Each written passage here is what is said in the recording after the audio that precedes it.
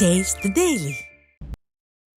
கடலூர் மாவட்டம் நெய்வேலி என்எல்சி சாம்பல் ஏரியில் காணாமல் போன இளைஞரின் உடல் மீட்கப்பட்ட சம்பவம் அப்பகுதியில் அதிர்ச்சியை ஏற்படுத்தியுள்ளது. விருத்தாச்சலம் காட்டுக்கூடலூர் செல்லும் சாலையில் சுரேஷ்குமார் என்பவர் தனது குடும்பத்துடன் வசித்து வருகிறார். இவர் கடந்த திங்கட்கிழமை வேலைக்கு செல்வதாக கூறிவிட்டு சென்ற நிலையில் பின்னர் வீடு திரும்பவில்லை என கூறப்படுகிறது. இந்த நிலையில் நெய்வேலி 2வது அனல் மின் நிலையத்துக்கு உட்பட்ட ராட்சத சாம்பல் ஏரியின் கரையோரம் சுரேஷ்குமாரின் இருசக்கர வாகனம் நின்றது தெரியவந்தது. இதையடுத்து ஏரியிலிருந்து என்எல்சிக்கு செல்லும் தண்ணீரை நிறுத்தியவுடன் சுரேஷ்குமாரின் உடல் ஏரியிலிருந்து மீட்கப்பட்டது. சேலம் மாவட்டம் மேட்டூர் அருகே தங்கம்மாபுரி பட்டினத்தில் குடிசை வீடு திடீரென தீப்பிடித்து எரிந்து நாசமானது. தங்கம்மாபுரி பட்டினத்தைச் சேர்ந்த இருசா கவுண்டர் என்பவர் குடிசை வீட்டில் வசித்து வந்துள்ளார். இந்த நிலையில் இரவு 12 மணிக்கு திடீரென இவரது குடிசை வீடு தீப்பற்றி எரிய தொடங்கியுள்ளது.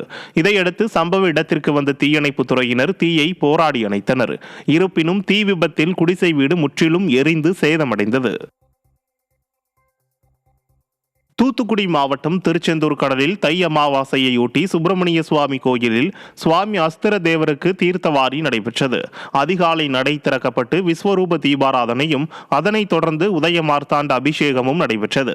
பின்னர் சண்முகவிலாஸ் மண்டபத்தில் சுவாமி அஸ்திர தேவர் சுவாமிக்கு பால், பழம், மஞ்சள், சந்தனம், இளநீர் உள்ளிட்ட 16 வகையான அபிஷேகங்கள் நடைபெற்றது. அதனைத் தொடர்ந்து கடலுக்கு கொண்டு வரப்பட்டு தீர்த்தவாரி நடைபெற்றது. இதில் ஏராளமான பக்தர்கள் கலந்து கொண்டு வழிபட்டனர். செங்கல்பட்டு மாவட்டம் மதுராந்தகம் அருகே 2 இருசக்கர வாகனங்கள் நேருக்கு நேர் மோதிய விபத்தில் 2 பேர் பரிதாபமாக உயிரிழந்தனர். மாம்பாக்கம் அருகே சூனாம்பேடு செல்லும் சாலையில் உள்ள மேம்பாலத்தில் 2 இருசக்கர வாகனங்கள் ஒன்றுடன் ஒன்று மோதிய விபத்தில் ஜெமின் எண்டத்தூர் பகுதியைச் சேர்ந்த வசந்த் என்பவரும் மதுராந்தகம் வன்னியர்பேட்டை பகுதியைச் சேர்ந்த ஜீவகுமார் ஆகிய இருவரும் உயிரிழந்தனர். இருவரின் உடல்களும் மீட்கப்பட்டு பிரேத பரிசோதனை செய்ய மருத்துவமனைக்கு அனுப்பி வைத்தனர். திருப்பூரில் குப்பைகளுக்கு மர்ம நபர்கள் தீ வைத்ததால் பொதுமக்களும் வாகன ஓட்டிகளும் சிரமம் அடைந்தனர். ஊத்துக்குளி சாலை 2வது ரயில்வே கேட் பகுதி அருகில் உள்ள காலி இடத்தில் இறைச்சி கழிவுகள் மற்றும் குப்பைகள் கொட்டப்பட்டு குவியலாக வைக்கப்பட்டு துர்நாற்றம் வீசி பொதுமக்கள் அவதியுற்றனர். இந்த நிலையில் மர்ம நபர்கள் சிலர் குப்பைகளுக்கு தீ வைத்ததால் குடியிருப்புகளில் புகை மண்டலமாக காட்சியளித்தது. தகவல் அறிந்து சம்பவ இடத்திற்கு வந்த தீயணைப்பு துறையினர் அரை மணி நேரத்திற்கும் மேலாக போராடி தீயை அணைத்தனர். இது குறித்து உரிய நடவடிக்கை எடுக்க பொதுமக்கள் வேண்டுகோள் விடுத்துள்ளனர்.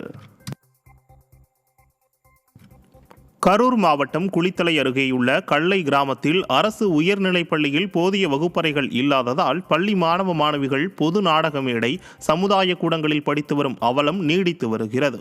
அரசு நடுநிலைப் பள்ளியிலிருந்து உயர்நிலைப் பள்ளியாக தரம் உயர்த்தி 4 ஆண்டுகள் ஆகியும் திமுக அரசு போதிய வகுப்பறைகளை கட்டி கொடுக்கவில்லை. இதனால் 6ஆம் வகுப்பு, 7ஆம் வகுப்பு மற்றும் 8ஆம் வகுப்பு மாணவர்கள் ஒரே வகுப்பறையில் அமரும் நிலை உள்ளதால் அவர்களின் கல்வித்தரம் பாதிக்கப்பட்டுள்ளது. எனவே திமுக அரசு போதுமான வகுப்பறை கட்டடங்களை கட்டித்தர வேண்டும் என்று பெற்றோர்களும் பொதுமக்களும் கோரிக்கை விடுத்துள்ளனர். சேலம் மாவட்டம் மேட்டூர் வலதுகரை வாய்க்கால் பாசன விவசாயிகள் நெல் அறுவடை செய்யும் பணியில் தீவிரம் காட்டி வருகின்றனர்.